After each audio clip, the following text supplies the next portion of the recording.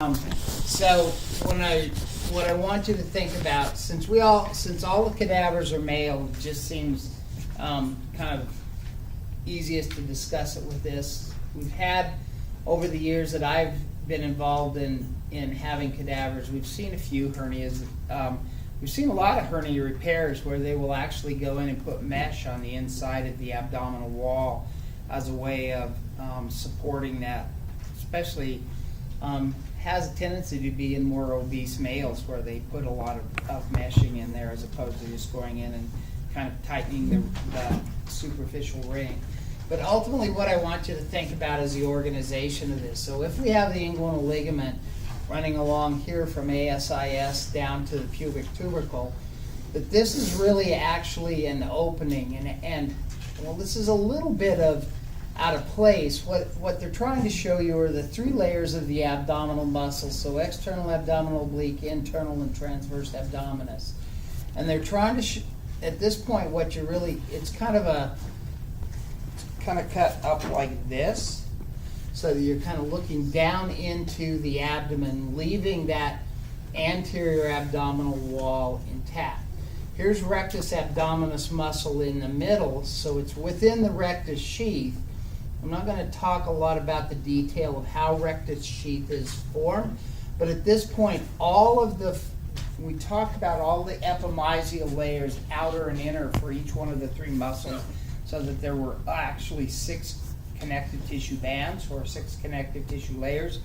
At this level, all of those connective tissue layers, all 6 of them, are external to the rectus abdominis muscle, just in front of where it's attaching to the pubic tubercle. Okay? So that's what these three layers are to be identified with. The inside lining of the abdomen, and when we get to that dissection, I'll be able to show it to you a little bit better. But there are 2 things specific to that. There's the peritoneal lining. So we'll talk a little bit about it as we go forward today. But the peritoneum, just like it was in the thoracic cavity, where there was a pleural lining around the structures. So there was a visceral pleura and a parietal pleura that was that serous membrane, that epithelial layer that's producing a fluid that allows for the lungs to expand and contract, as well as to hold that basic vacuum of holding the lungs next to the thoracic cage, so that as we increase that thoracic volume, then the negative pressure is what really is us inhaling. Same thing goes in terms of the layers around the abdominal organs, is that there is not the pleura, but it's the peritoneum, is that there's a visceral peritoneum and a parietal peritoneum. The parietal peritoneum is the one that's lying kind of underneath the abdominal wall. But there's also this other layer called the transversalis fascia, which is really a component of that transverse abdominis muscle, a connective tissue elongation or elaboration from that inside epimysial layer of transverse abdominis muscle. And it forms this connective tissue band, but it's pretty loosely defined when we look at it.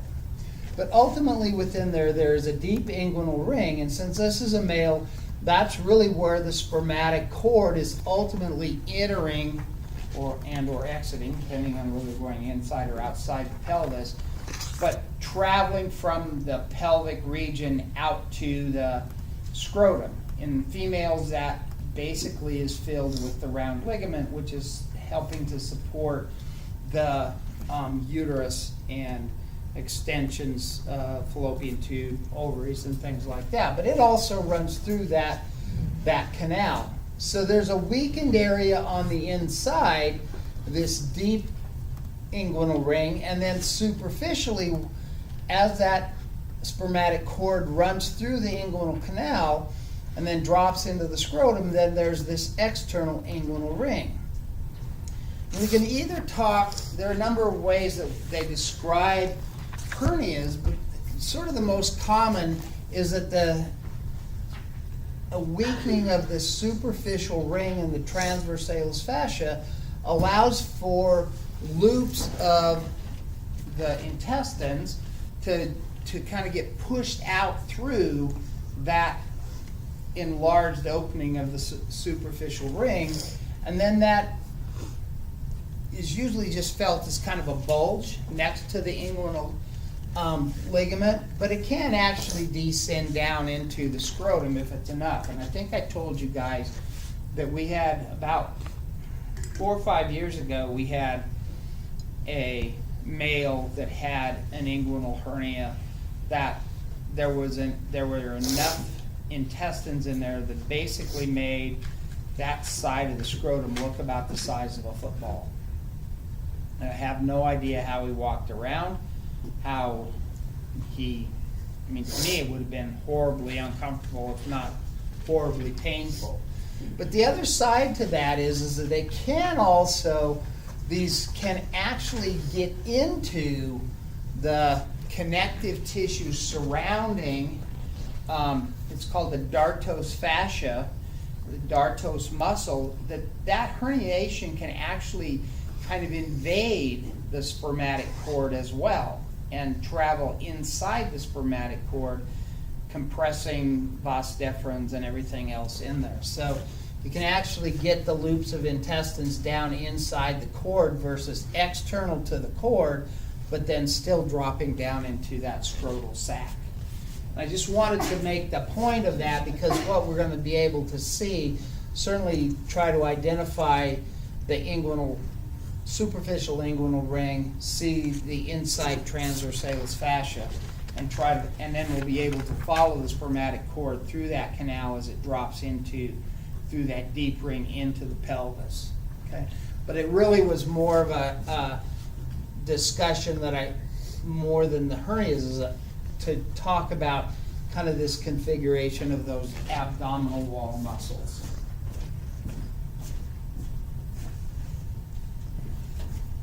And maybe it is out plus here. Maybe it would have been better with pelvis, but we'll do it there.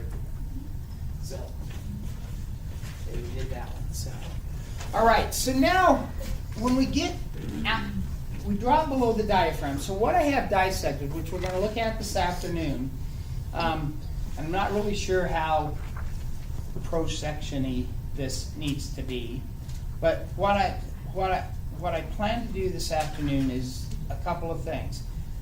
I'm not all the way done with the dissection of the face and the neck. I did open up the thoracic cavity and found not good things. Found why this person died. Okay, and I did remember at that point to bring the list down of how each one of them died. Okay, so there was something in there that okay, do something to consolidate something in short term to actually putting it into action. So I have printed that out, and down there, this person actually died of melanoma and COPD. And I have to admit that over the 30-some years of dissecting cadavers, this is the worst lungs I've ever seen in my life. And I can see why he passed away from that. So, which has made it very difficult to dissect because of that. But I have been able to at least get some things isolated, have yet to take out the hearts. So my plan is this afternoon is to work on that a little bit, but to have you guys watch as I dissect kind of muscles of facial expression more than I already have out, as well as to kind of help you identify the layers of the triangles within the neck. Then the thoracic thing is probably beyond that today just because of the difficulty I'm having with that and the adhesions that are in there. And I'll tell you more about what I see down there when we get downstairs, okay? And then I'll probably flip the one with the pacemaker, flip it over after this weekend. I have a group from the PTA program in Laramie County Community College coming down on Sunday afternoon to look at cadavers. So once they're down here and I have things kind of isolated for them, then I'll flip that cadaver over and work on the thoracic cage on that one as well. And then probably flip the other one to the prone, just so I have, down the line, I have a back. Okay?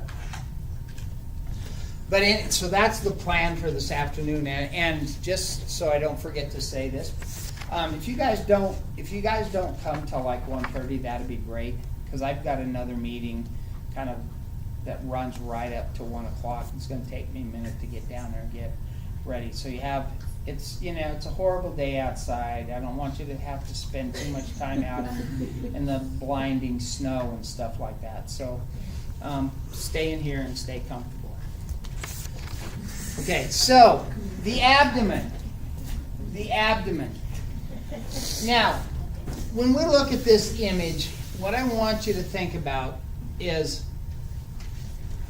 there are a lot of labels in here as to ligaments, as to pouches, as to how the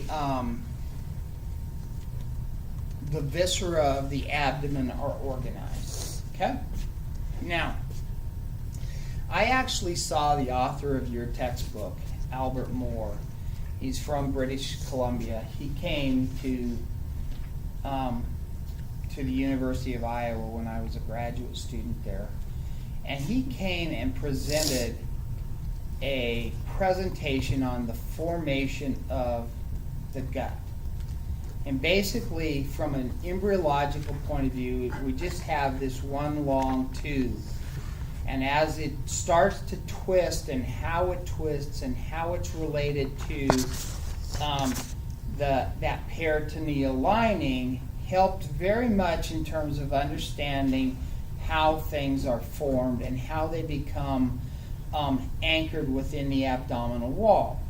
For our purposes, I want to put that into a relatively simplistic view. And that is that if we look at the formation of the gut, if we took kind of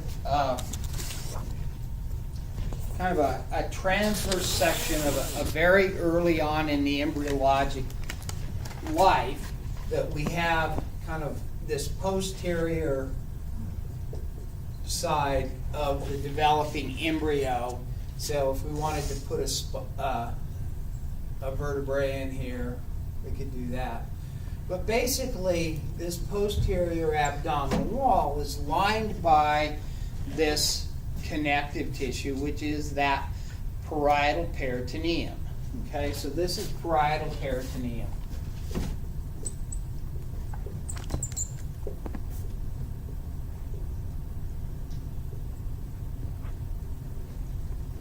Okay? Now, in the development of the gut, as it's forming through that part of the embryo, then this parietal peritoneum actually begins to elaborate and encircle. What is that? The phone. And it starts to suspend that developing gut tube. Okay? So as this begins to form, the way that it pockets itself, as it's suspended off of there, this then becomes the mesentery. Okay? So basically it's just a reflection of that tube as it's suspended from the back by the mesentery, which is just a folding of that parietal peritoneum.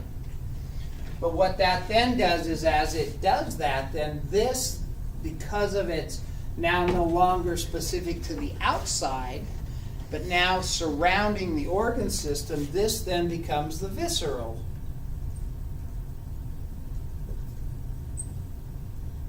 peritoneum. Okay? And then we have everything suspended specifically by that mesentery. Well, now when we look at kind of that folding, so when we look in there and we say, okay, you've got the small intestine and there are all these little wraps and bins and all that kind of stuff, and then the large intestine surrounds all of that, that as that elongation of that needs to take up space, that's when all of that twisting starts to occur. And then during that twisting and all the folding and bending of that, ultimately, some of this, so I'm going to get rid of this. So I'll put this back over here. So this is mesentery. That in that bending and stuff, some of that stuff gets twisted, and parts of this ultimately swing one way or the other, and at some point along the line, parts of that are then fused or lying against. So here's our gut, and so this would be reflected this way, and that mesentery pushes it up against that parietal peritoneum, and then the area where that parietal peritoneum and the visceral peritoneum come together, that fuses to the outside, and now we have this peritoneal lining that kind of encircles part of that. So let me put that in red. And now, where originally everything was suspended in the mesentery, now parts of those are during that twisting and fusion are now lying again outside of the mesentery. So we can call these things either intraperitoneal or intramesentery or retroperitoneal. And retroperitoneal organs are those that are lying outside of the outside of the mesentery. Now some of those are normally there and develop there and never do anything, like the kidneys. The kidneys are retroperitoneal, but they develop there. They were never suspended by that because they're not part of that digestive system. The parts of the digestive system that were a part of that development of the tube now have become, even though they developed suspended by the mesentery, now have become sort of during that development and maturation process have now become retroperitoneal. So things like the pancreas, the duodenum, the ascending and descending colons are all retroperitoneal just because of that twisting and bending that has occurred. Okay?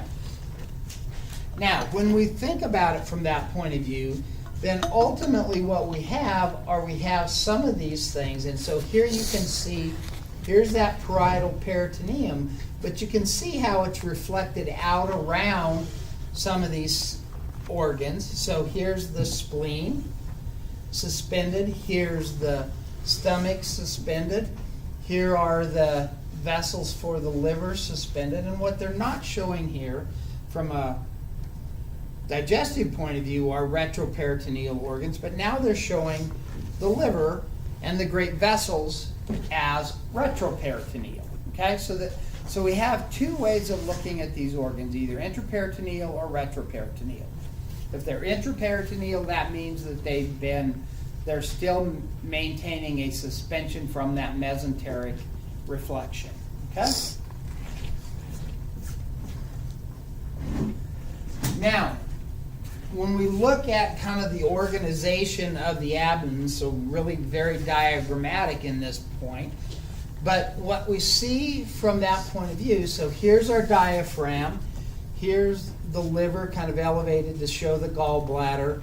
Here we can see the hiatus within the diaphragm of the esophagus coming through. We don't see the aorta and the vena cava from behind it, but it's there. But now we see the stomach as it's suspended.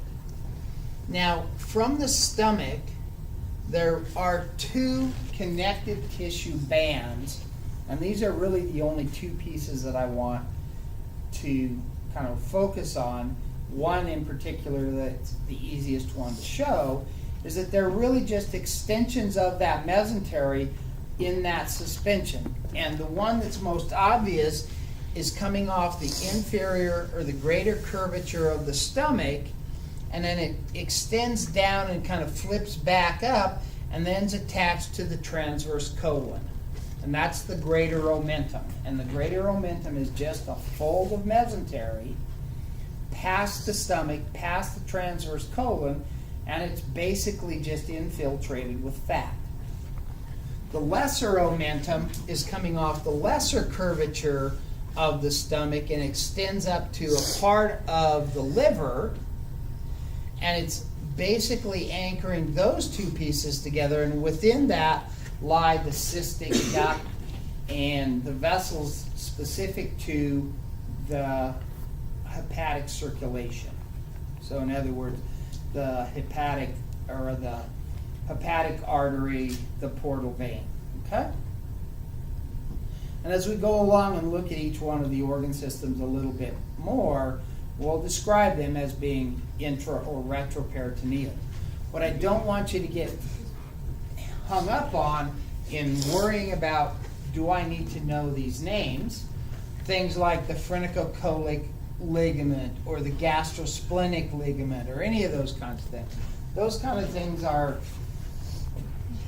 they're great for an gastroenterologist, an anatomist that's really interested in the abdominal cavity.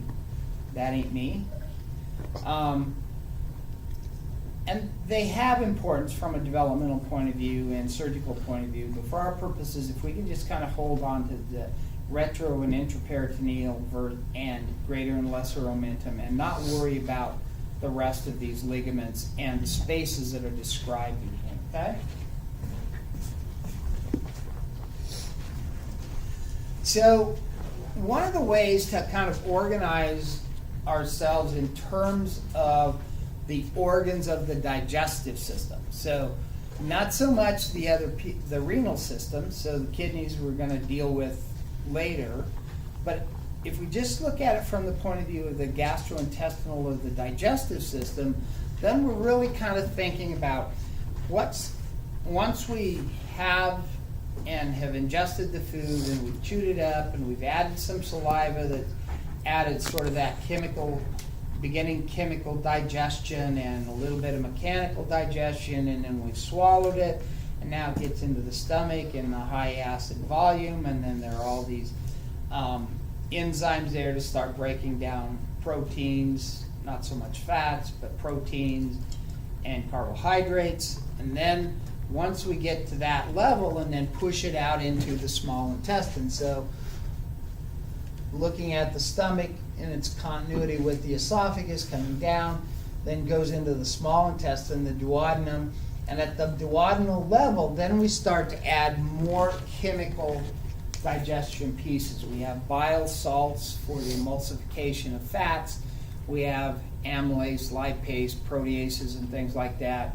From an exocrine point of view of the pancreas, that gives us a kind of a more chemical digestion, and then travels through small intestine to large intestine, ultimately ending up as byproducts. How's that for a very politically correct way of saying it? Okay? But what I want you guys to think about, and kind of how I'm organizing and thinking about this is, as opposed to identifying things. You can't, even though the book talks about looking at the internal wall of the small intestine and saying, can I look at this and say I'm in the duodenum versus I'm in the jejunum or I'm in the ileum. We're not looking at that. We're looking at it from the point of view we can identify the duodenum because it's retroperitoneal and it comes off the pyloric end of the stomach. We can identify and palpate the pyloric valve. I mean, it's this really thick, smooth muscle. And we want to identify the duodenum because we want to be able to look at the continuity between the duodenum, the pancreas, and the gallbladder. But the other part of that that's not really, shown on this image, is the position of the spleen. Okay, up here, the position of the spleen. Spleen really has nothing to do with digestion, but it's really where do we put it consistent with anything else going on. So we always include it with the digestion, and the reason we do that, and it'll be a little clearer in a minute, is it really is from a point of view, the vascular supply to the spleen is inclusive of the vascular supply to the pancreas, to the stomach, and to the duodenum. So it's a place to include it and deal with it without talking about it from a digestive point of view. Okay?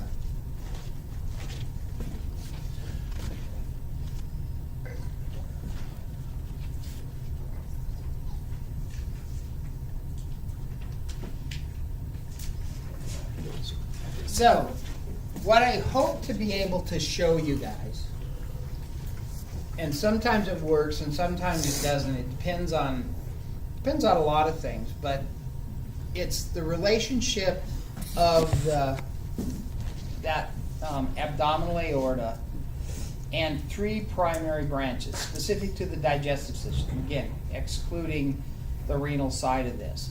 But the abdominal aorta has three main branch arteries, and a lot of times it's a way to define the different divisions of the intestinal system. But buried up right underneath the liver, right as the aorta drops through the hiatus of the diaphragm, there's a large artery called the celiac trunk. The celiac trunk is basically the primary blood supply to the liver, to the stomach, to the duodenum, the pancreas, and the spleen. The liver, I forgot the gallbladder, but gallbladder, the stomach, the duodenum, the pancreas, and the spleen. Okay? Now, and I'll show you a picture a little bit later, and that's the one I added. But basically, that celiac trunk has three primary branches that come off of it: hepatic artery, splenic artery, and left gastric artery. But off of that, then there come a number of other cascades of arteries that then do the duodenum and do the stomach. Okay? Just inferior to that, yes? Can you repeat one more time the three different branches of the celiac? Is it the left gastric, the splenic, and what's one more? Hepatic. Okay? Just inferior to that celiac trunk, a centimeter or less even, is the next branch, which is the superior mesenteric artery. So the superior mesenteric artery, which in this case they're showing in yellow, so it's providing blood supply to the majority of the small intestine, with excluding the duodenum, but the small intestine to the large intestine, and what's cut right here to here is this part, which is the transverse colon. The superior mesenteric artery is providing blood to all of those pieces. Okay? Now the interesting part about that is that the end product of where that superior mesenteric artery ends its blood supply at the transition from the transverse colon to the descending colon, which is can either be called the splenic flexure or the left colic flexure. The splenic flexure just means it sets in front of the spleen. The left colic flexure it's at the left side of the transition from transverse to descending colon. But that's also the level at which the vagus nerve ends its innervation, its parasympathetic influence. From that point on down, then the blood supply to the descending colon, sigmoid colon, the rectum, or at least the proximal, the internalmost part of the rectum, is all provided by the last and the third branch of that abdominal aorta, which is the inferior mesenteric artery. It also marks where the innervation, the parasympathetic innervation to the intestines, is by sacral parts of the cord. Okay?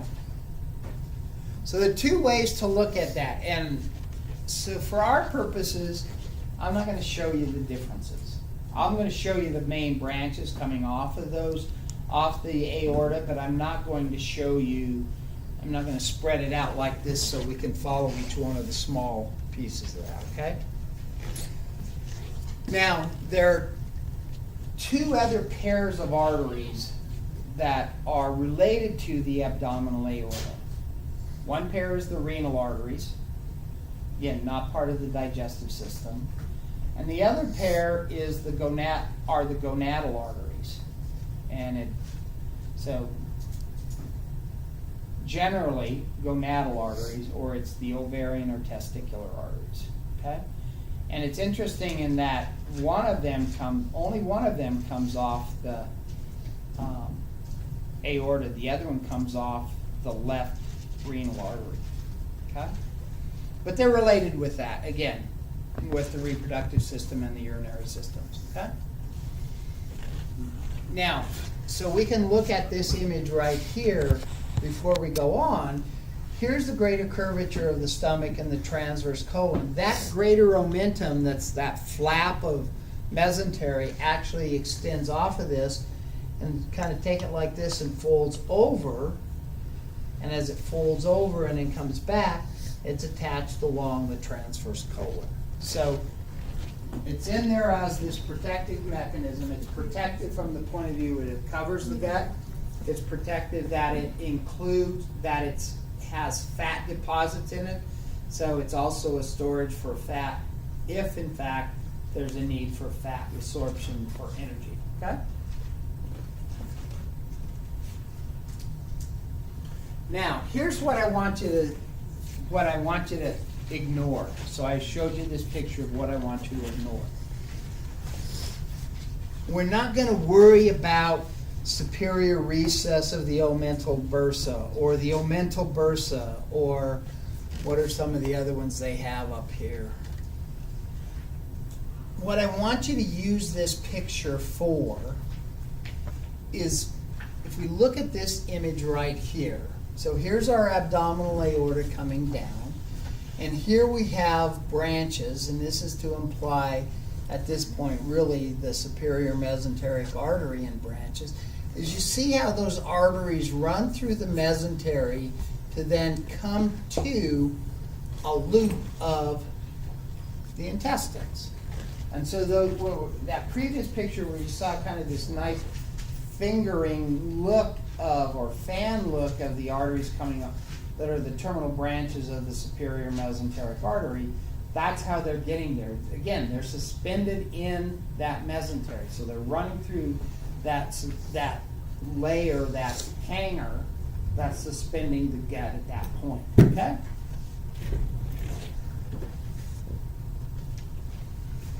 Now this image is specific to saying, okay, how do we look at that specific to intra versus retroperitoneal structures? So the whole idea of this is what we're looking at is we're looking anterior to posterior, and we're looking at this line right here, this blue line, and that's really that reflection of the mesentery and those organs that have now slid behind in that twisting to get to that retroperitoneal space. Okay? And again, we're not worried about supracolic compartments or any of these things. We just want to be able to relate the individual components of the digestive system and ultimately the renal system to whether it's retroperitoneal or intraperitoneal. Okay? So, but again, if we removed everything without disturbing that parietal peritoneum, then these are the things that will ultimately be obscured by that peritoneum because they're retroperitoneal, which are the kidneys, the duodenum, the pancreas. Don't really show it here, but the ascending and the descending colons are all pieces that are retroperitoneal. Everything else is intraperitoneal or suspended by the mesentery. Okay? So this is a little bit different, or a little more isolated picture of that to illustrate that. So here we have the liver, so here we have the thoracic aorta, the esophagus, and that's really kind of not in relationship to that, but that's okay. As they come through the hiatus of the diaphragm, and now we have the esophagus coming through there and entering the stomach. Okay, so right up here is that celiac trunk. And then you have a superior mesenteric artery kind of embedded back here for that blood supply. And then you have this inferior mesenteric artery over here to the descending colon. Okay? If you look at this, and we'll see this a little bit more as we go into more of the organ systems, is that you see here's your hepatic artery coming off. Here is your splenic artery, and that splenic artery, as it goes back towards the spleen, it actually pierces right through the body of the pancreas. Okay? And again, why do we put the spleen in with digestion? Because the artery is inside the pancreas and is a part of really more the pancreatic, the endocrine side of the pancreas is how it puts glucagon, insulin out into the blood supply, okay? But ultimately what it amounts to is then those things. And then here you can see kind of branches either off the hepatic, the splenic, or this left gastric that are giving rise to a blood supply to the lesser curvature, the greater curvature of the stomach, and to the duodenum, okay?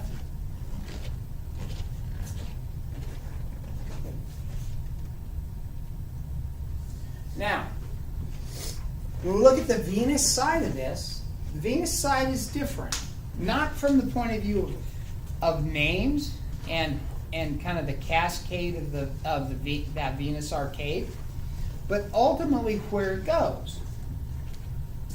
We have blood, arterial blood coming into all these digestive organs. And then it's distributed through a capillary bed to a venous supply. Okay, so it goes from arterial supply, capillary bed, vein. That vein goes into the liver, which is really just another capillary bed. Okay? That's the definition of a portal system. 2 capillary beds. Okay? So ultimately the idea of this hepatic portal system, the portal vein versus the hepatic vein, is that you're taking an arterial supply of blood into these organs, and within these organs, that arterial supply then goes through a capillary bed where energy for those specific organs is being utilized, as well as it's starting to pick up digestive products specific to what's going on in the gut at that point. And in addition to, as that takes place, then it dumps out into a vein. Vein just because it's at the distal end of a capillary bed. But so that venous drainage then comes back and it's draining into this hepatic portal vein. Okay, gets into the liver. The liver basically has this these hepatic organization, but embedded inside of those is what are called sinusoids, which are just expanded capillary beds. And so within the liver, the digestive products that are specific to what's come through that portal system are then taken care of in the liver. And ultimately the output of that then goes to a hepatic vein, which then, superficial to this and behind it, drains into the inferior vena cava and then goes into the right atrium. Okay? So what we can see in what we'll see in the dissection is we'll kind of see this area right in here. We're not going to worry about all of this stuff down here, but this area right in here, because in that area what we're going to see is we're going to see the hepatic artery coming off the celiac trunk. We're going to see the end product of that portal circulation as the hepatic portal vein as they enter the hilus. Again, hilus is just that opening into the liver, okay? And associated with that, we're going to see the gallbladder and the duct system coming out of the gallbladder to then join the pancreatic side of that duct system. Okay. And then you can see the pancreas and its relationship. The head of the pancreas is actually nestled within the curvature of the duodenum. Okay.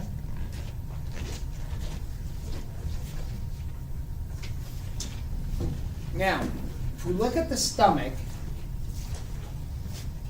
we can divide the stomach into a number of areas, and there's specifics to what that amounts to in terms of digestion. But ultimately, the cardiac end of the stomach is just as the esophagus comes through the hiatus of the diaphragm. And then there's this kind of this area up here, the fundus, which is kind of this cap, kind of above the cardiac notch. Again, the cardiac notch is just at that point coming through the diaphragm, and there is a weak sphincter right here. Okay, it's a weak sphincter. It's not that strong, but ultimately, then that digestive product gets into the body. The majority of the body is where the digestion takes place, where acids produced and those kinds of things. The couple things in terms of the histology of the stomach, especially the body of the stomach, is that it has these folds on the inside, which are called rugae or gastric folds, and basically that's allows for expansion of the stomach. The more distended the stomach gets, because you didn't stop with one donut or two donuts or three or four donuts, you're now on your fifth or sixth donut, and now the stomach is getting expanded, and those rugae allow for that. But embedded in that, because it's an increased surface area, is also an increased presence of gastric glands for digestion. Okay? The other thing that we won't see to kind of make note of is the difference in terms of histology throughout all the organ systems, is that the stomach actually has 3 muscle layers within the wall. That the idea of 3 muscle layers gives it a greater amount of mechanical digestion. In other words, the greater activity of the stomach musculature in terms of mixing. Once that digestive product gets pushed to the end, or this antrum of the pyloric region, there's this huge, very, very strong sphincter at this point. And again, we'll be able to palpate that. And it's a really good landmark to know when I'm at the end of the stomach and I'm going to be at the duodenum. So we can palpate that, and that strong sphincter then allows for a relatively timed release of chyme or stomach digestive product into the duodenum. And once in the duodenum, then there's the release of the exocrine enzymes from the pancreas, as well as bile salts. Okay?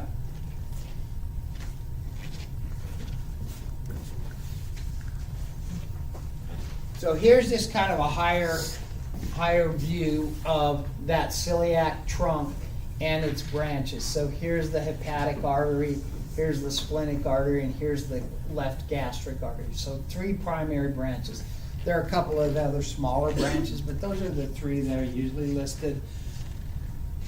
If we can find 3, they're the 3 easiest to find. If we can't find 3, then the splenic and the common hepatic are the easiest to find. So those 2 are pretty easy to identify. But then what you see is this anastomotic circulation that sweeps off of the different branches, so left and right hepatic arteries. And you can see there we have this cascade coming off left gastric and right gastric artery, which is a branch of the hepatic. And then you have coming off the splenic this right and left gastro-omental or gastroepiploic arteries, which give a blood supply, kind of this cascade around the greater curvature of the stomach.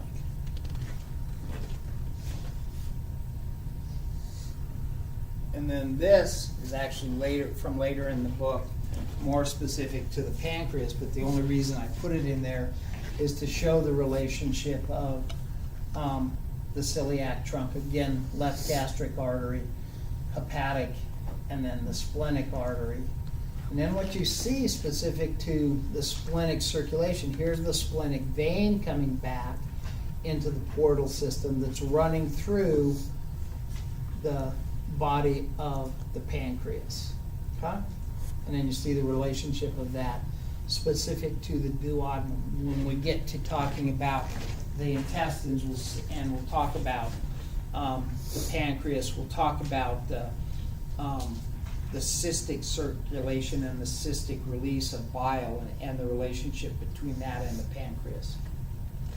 But I just wanted to show that because it's a little bit better detail of the celiac trunk.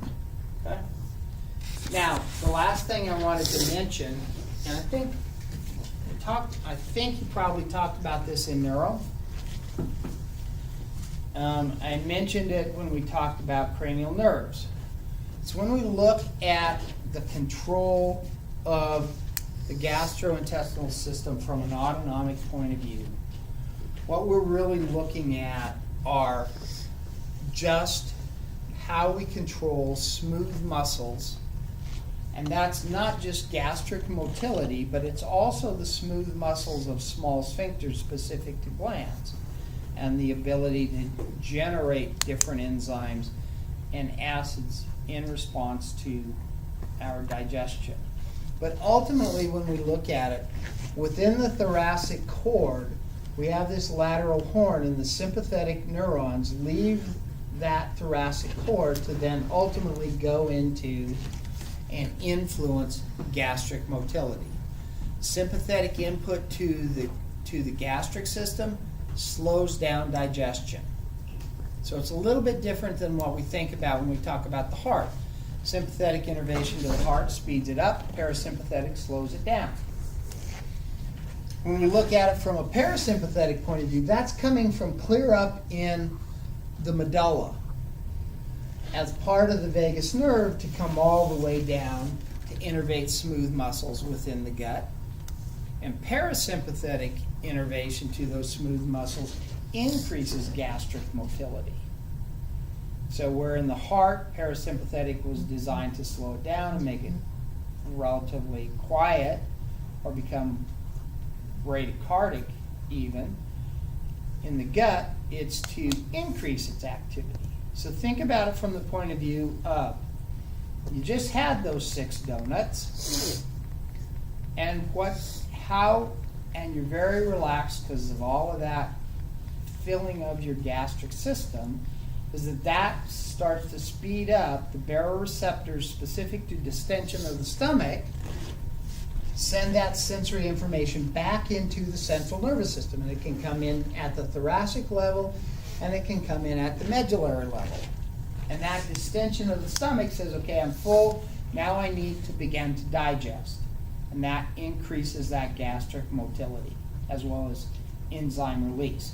But the other side of it is it also begins to activate the parasympathetic side, which influences heart activity. So that's why we kind of get tired and slower and less active, and our heart rate drops a little as we start to digest, because that sensation of distension of the gastrointestinal system, to a degree, not that so it doesn't become uncomfortable, where it can generate more of a sympathetic response.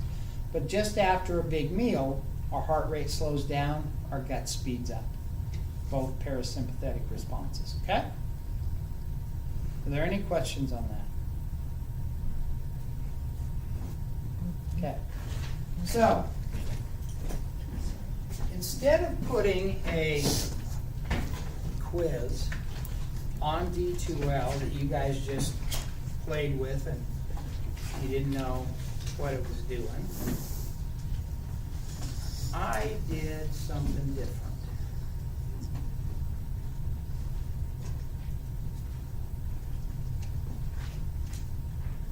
So, see this little extra thing down here? You don't have access to it because it says draft, but I do.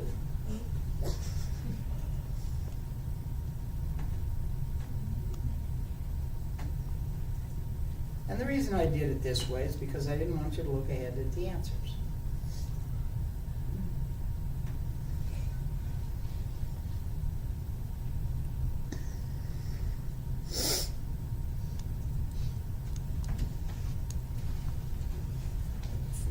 Okay, guys. So resection of a tumor within the parotid gland results in loss of the ability to smile on the same side of the face. This may be due to a result of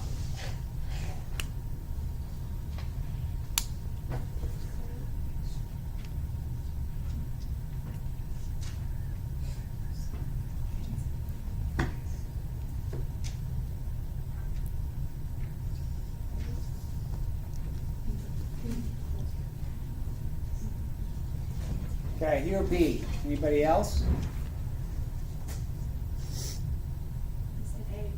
You said A. Okay. Why would you say I didn't see B. A? Okay, so that's a good point. That's a good point. When you take a test, if you cover all of this up, you don't even see that. And you answer that as a short answer, open-ended question on your test booklet, and you write out it's a result of the fact that the facial nerve runs through the parotid gland. Tumor resection in there can damage those nerves, and facial nerve is the innervation of muscles of facial expression. So consequently, if you answered that way and you go down here, don't select an answer till you find one that is close, not worded exactly the same, I hope, but that it fits what you just answered. And then you're not so apt to see, okay, why the first answer? Because orbicularis oris is that piece that muscle of facial expression surrounding the mouth. So you jump at that, even though it's not right. So if you set and you look at the question and you answer it without looking at the answers or your choices, then you run a better chance of finding a match that is consistent with your knowledge and not what looks like a great answer because it's the first one that has a word you recognize. Okay?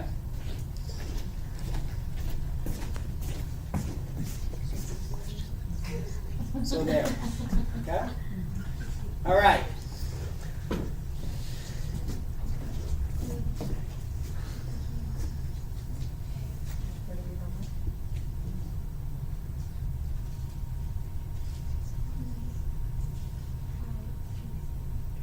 Five. I said facial nerve is 5. Oh, facial nerve isn't 5. 7.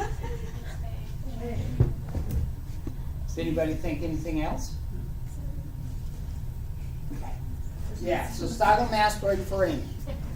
If I ask facial nerve exits the middle cranial fossa, well, actually through the posterior cranial fossa, through what would you say? It's not any of those. Internal. Yeah, internal auditory or acoustic meatus. Okay?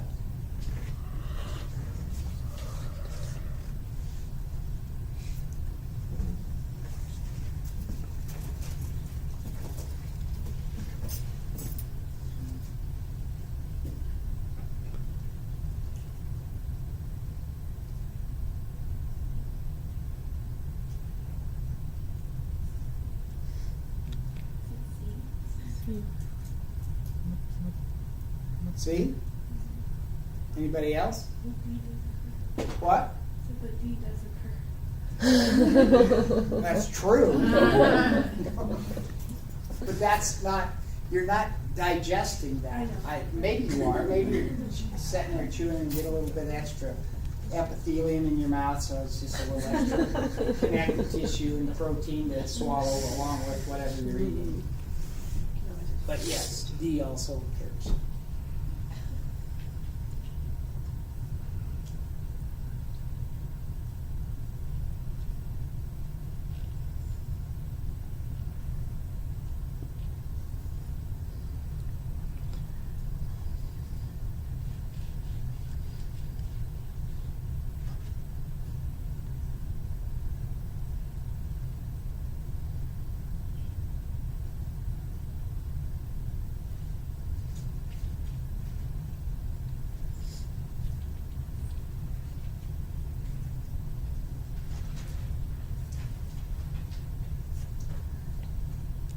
Did I stump you on that one?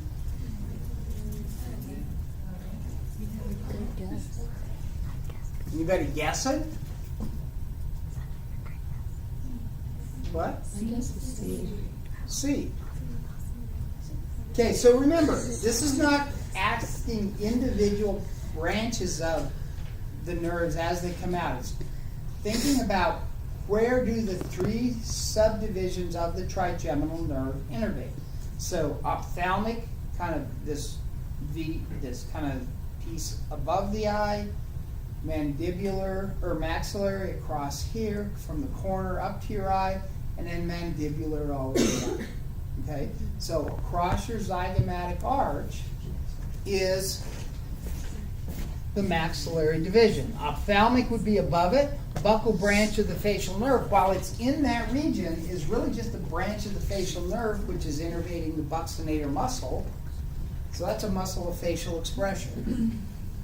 Okay, the oculomotor nerve does have branches going into the orbit to innervate those extraocular eye muscles, but that's cranial nerve 3, and they don't go any farther out than that, and they're specific for muscle activity, not skin numbness. Okay?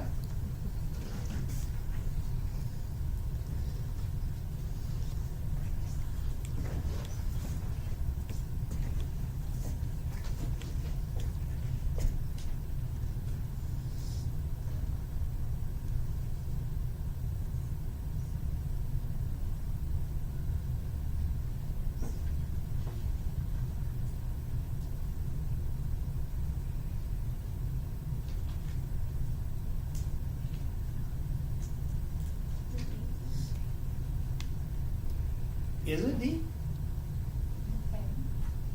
A? So here's the question. You have to think about this, and this is the one nerve that we talked a little bit about detail on. Inferior alveolar nerve drops to the inside of the mandible to innervate the teeth, and then emerges as the mental nerve in the skin. The lingual nerve is the somatosensory component to the tongue. So now if we say, okay, we have the lingual nerve for the tongue, the inferior alveolar nerve for the teeth, the place that they are combined is as the mandibular branch as it exits foramen ovale. Okay? Chorda tympani accompanies the lingual nerve, but that's taste, and that's cranial nerve 7. Okay?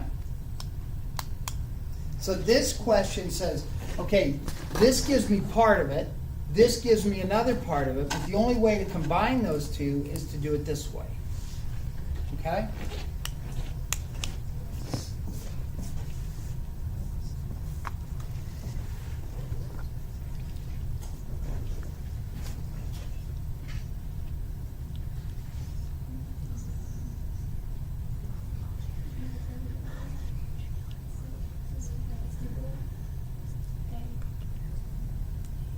Everybody okay with that? Yeah.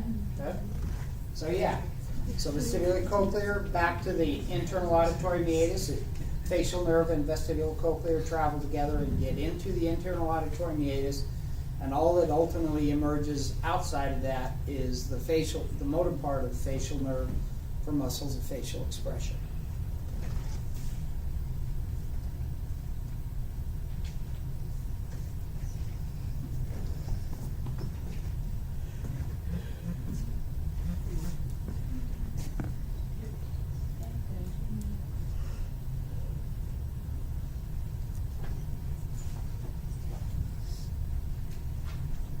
Okay. Yep. Now, some books actually put some of that on the vagus nerve, and developmentally it does happen that way, but it basically disappears as we age to where there's very little vagal response to touch or taste in the posterior 1/3 of the tongue that travels over the vagus nerve. So. But some books still present it that way.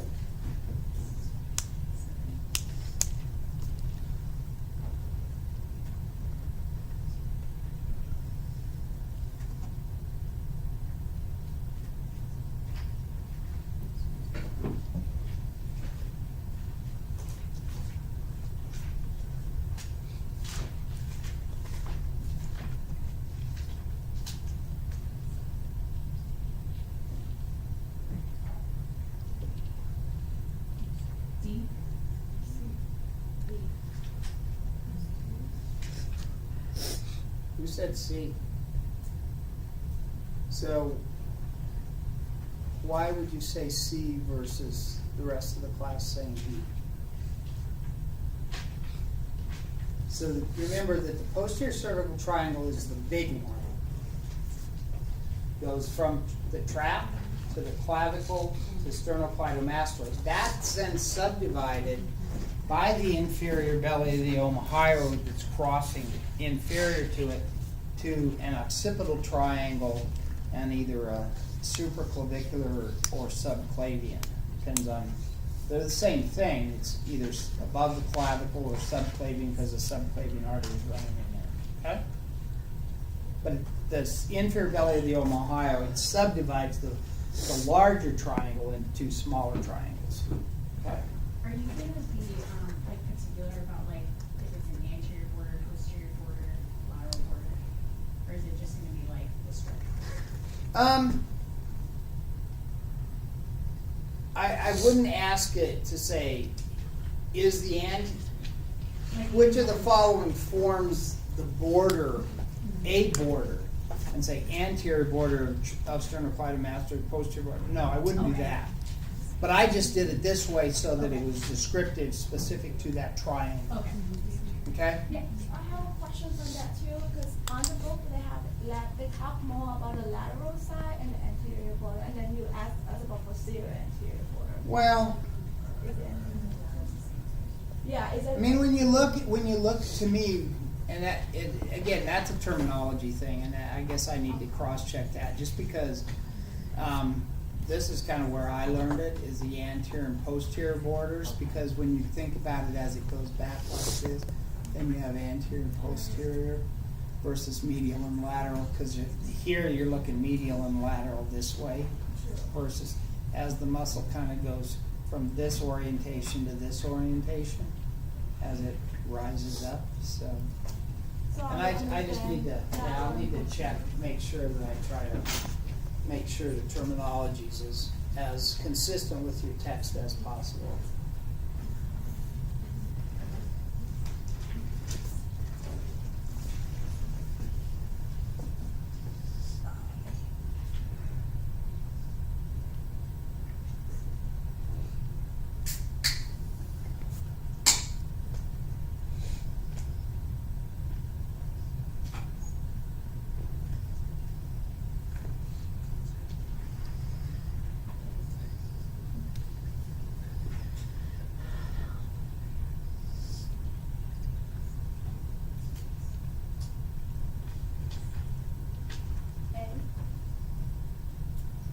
And Anybody else?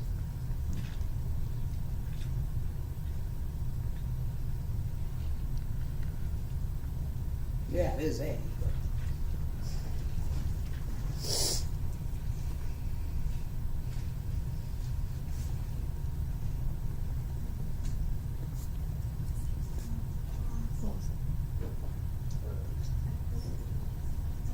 Okay, remember there are no branches of the internal carotid artery in the neck.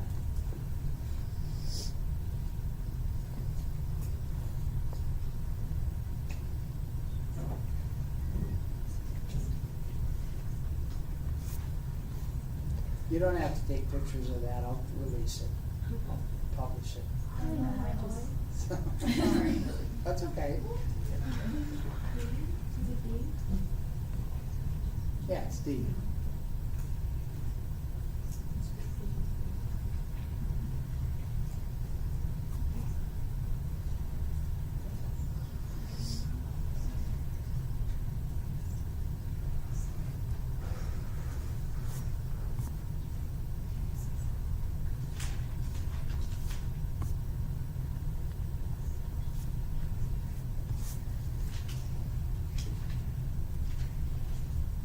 Okay.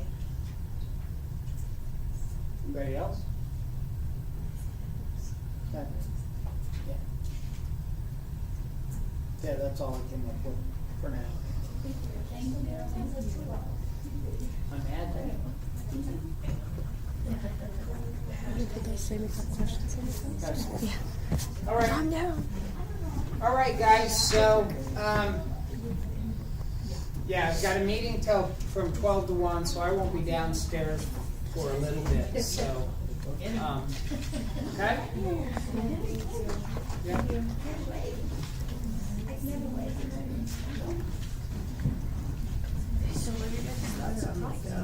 I don't have any.